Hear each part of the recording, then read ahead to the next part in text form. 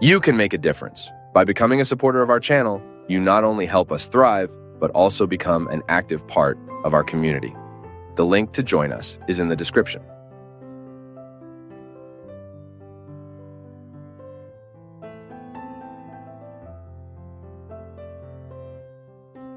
Father Fabio, I've wanted to write to you for a long time. Here's the situation. I lost my oldest son, who was 30 years old, in a motorcycle accident. And since then, I haven't been living as a person anymore. I have depression, and life has lost its meaning for me. I also know that your mother lost a daughter in a very tragic accident. I would like you to help me. Please, give me an answer that can ease my anguish. I know that many other people also go through this difficulty, right? You didn't mention how long you've lived with this experience. I don't know how long ago the accident with your son happened. I'll speak from the experience I saw in my own home. The death of my sister was very tragic for all of us. It's not easy to lose. My mother, especially, lost a daughter at 29. Years old, full of life, beautiful, full of projects, with a son to raise. And suddenly, we received the news of her death. Perhaps one of the most painful moments my family has had to face to this day. I remember when I found my mother. As soon as I arrived, I was living in Taraboa at the time. I traveled all day to get there, received the news in the morning, and managed to get to my mother's house that night. And I remember that I found a woman extremely distressed. Of course, it's natural for it to be like that. My mother was devastated, poor thing. But I noticed that in that woman's hands was a small object. It was a rosary, very small, which she held from the moment she heard the news of my sister's death. What I saw immediately after was a harsh suffering, really harsh. I witnessed many terrible situations involving my mother's pain. My mother had to go to Belo Horizonte soon after, where my sister lived. Her apartment was closed. After the accident, my mother had to go there, collect her things, store everything.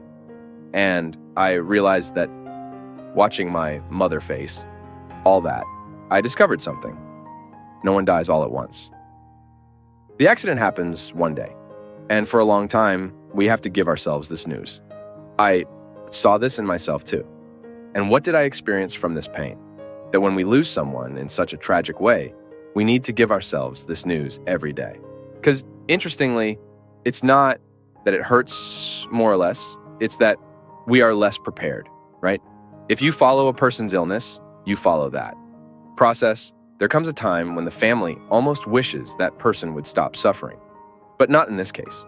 When someone is abruptly taken from our lives, like your son was, like my sister was, like so many other stories, like what has happened in so many families where children were drastically taken from their homes, from their families, because of accidents, died, and suddenly are no longer there. We find that we will organize the mourning every day. There's no way around it. Every day I woke up and felt the impact of that terrible news.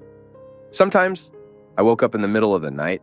I cried a lot because my sister left a huge void in my life. Time changes the way we feel it. But it was very hard, very hard. And I remember that my mother went through the same process.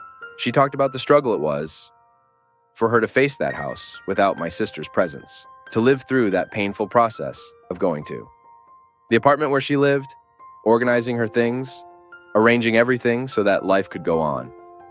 In my mother's organization of her grief, God was present the whole time. You know, I think that scene I saw on the day of my sister's death, my mother holding that rosary, a symbol of faith, was, for me, like seeing the result of faith in a person's life. Not once did I see my mother blaspheming. Not once did I see my mother rebelling against God, even though I think that is also natural. If you have blasphemed, if you are angry with God, don't blame yourself for it. I think this process is natural, right? I repeat, every day we give ourselves the news. Every day you need to tell yourself, my son is dead. And the reactions will be different because the human heart is dynamic. We cannot expect the same response. One day you will be a little angrier. One day you will be calmer. One day you will be, lighter. One day it will be heavier. What we cannot lose sight of is that from the moment the loss happens, it is our responsibility with those who remain to guide our grief in the right way. It has to be honest. I cannot, from a loss, make my life and the lives of those around me unworkable. By the way, my people, I keep thinking that we only recover because of others. We have to take a back seat. But when we look at those who remain, and for my mother, for her to recover from my sister's death, it was essential that she could look at Conrado, my sister's son, who remained and who my mother needed to finish raising. And my mother saw in that boy a reason to live.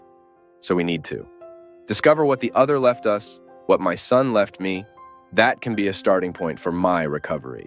My people, there are no magic formulas. What worked for my mother may not work for you, but what worked for her may work for you. I'm not saying it's a rule that all mothers will face loss in the same way. What I'm saying is that there are elements that are the same in the organization of grief. This is what psychology teaches us. Every time we lose someone, when we need to deal with the absence of someone, we have to find a starting point that can help us resume life. And usually this starting point is directly linked to the life of the one who left. Now, my dear, the process is yours. The struggle is yours. We want to help you. We want, with this word, perhaps to put a new meaning in your life. But I am sure that if you seek to go without God, He will not abandon you. My mother is a woman who teaches me this all the time. God is part of my mother's life. All the time she talks about Him, she lives from Him. All her hopes are placed in Him. Pray about your pain, without magic formulas, without ready-made formulas. Tell God everything that is in your heart. Talk about your grief, your despair, your difficulty in accepting this fact. I'm sure God will not leave you helpless. I'm sure God will give you the necessary comfort. And gradually, through your own effort as well, coupled with divine grace, you will have the grace to find the path to joy again. You may never be the woman you were before your son's passing, but who knows? You might be better because of the suffering you've experienced. I always hear this. Father, I will never be the same person again, but let this new person who is emerging be better than the one who was there before. I believe that no one should die in vain. Such suffering cannot be in vain. If it visited my life, I want it to leave me with a great lesson. If it hurt me, if it makes me cry, I want it to generate within me a lesson, a maturity. That's what we need to ask God for every day. That our suffering is not in vain. That when it passes through us, it provokes in me, in you, a new person, but a better person, so that we may have the grace to say, after that pain, I was never the same, but for the better. So there are people, for example, I know a mother who had a son brutally murdered, who lost his life brutally. And after her son's death, she had to create a group. She had a collective therapy group of mothers who lost their children in the same way.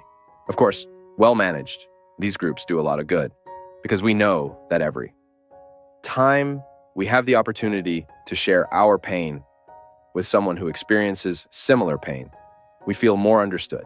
Because one of the major factors that generate loneliness is realizing that others do not know how to feel as we feel and are not interested in making an effort to feel. It's interesting that there is a statistic about couples who, after the loss of a child, go through very serious marital crises. And in many cases, there is separation. The child dies, and the marriage that was great, that was fine, suddenly goes into crisis, and the couples separate. Why? Because there is a very big difference in the way men and women deal with pain. The man feels the same. He deeply feels the pain of losing a child, but it is very different from the way the woman feels. The man has an easier time resuming life, starting over. So the woman often sees this as an affront to the pain she feels. That is why many couples, after losing their children, need psychological and therapeutic support so that the marriage does not go into crisis, because we know There's a very high tendency for separation due to a different way of understanding the same pain. No doubt, it's very good when we know that the other is feeling with us. This causes closeness, but it also generates division when you insist or realize that the other is not feeling with the same intensity. So, we need help.